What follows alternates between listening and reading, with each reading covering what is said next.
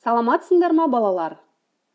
Қазақ әдебиеті сабағынан екінші тоқсандағы екінші сабағымызды бастаймыз. Сабақтың тақырыбы «О, ақтан жас» өлеңін талдау.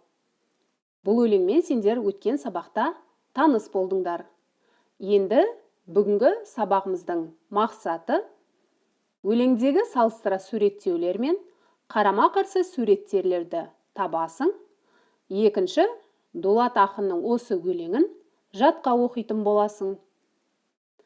Балалар, біз өткен сабақта өлеңнің тақырыбы мен идеясына тоқталдық және талдадық.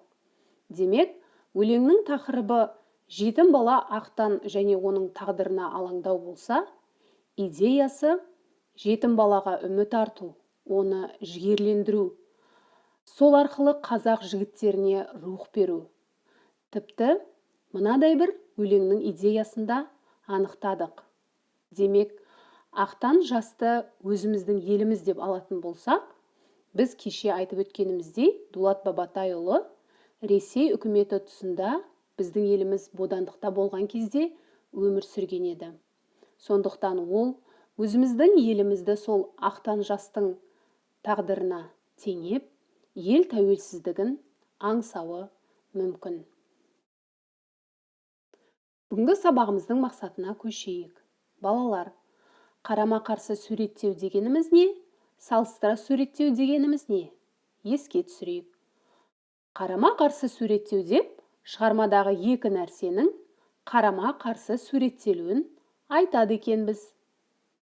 Салыстыра суреттеу деп ұқсату арқылы адамның ішкі және сыртқы әрекеттерін байланыстыруға мүмкіндік беретіндіктен, заттар мен құбылыстарды суреттеуді айтады екенбіз. Енді ақтан жас өлеңін оқи отырып, ол жерде қарама-қарсы суреттеулер, салыстыра суреттеулер бар ма екен? Анықтап, талдап көрелік.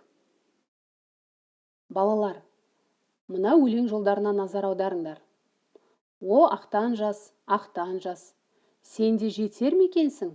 Жетімдіктің белінен асып өтер ме екенсің деп, жетімдікті басып, керемет өмірге қарай ақтанды шақырып тұр.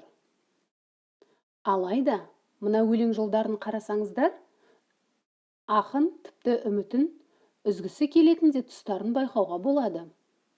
Әлде дейді ақын, жарық сәуле көре алмай, ел шаңына ере алмай, сол бойы кетер ме екенсің. Яғни бұл жерде үміт пен сенімнің кішкене күмән беріп, сөнгенін байқауға болады. Осы арқылы ақын екі нәрсені қарама-қарсы суреттеп, бір жағынан үміт артып, бір жағынан сол үміттің оты сөніп қалама деген алаңдаушылығында білдіру арқылы шебер түрде бізге жеткізіп тұр. Балалар, енді осы өлеңдегі салыстыра суреттеулерге назар аударайық. Бадана көз тоғыз тор, сауыт кер мекенсің деп, ақын оның болашақта жауынгер болатындығына үміт артса, білтеліні тұтатып, түтінін үзбей оқ атып, жауға ұшырар мекенсің деп, батыр тұлғасын сипаттайды. Сондай-ақ сырты қырлы жүз алмас, салғандағы жоғалмас, сапасынар мекенсің деп, оның мықтылық қасиетін салыстыра суреттеп тұр. Яғни қарап отырсаңдар, бұл жерде барлығы бір-біріне ұқсас ұғымдар.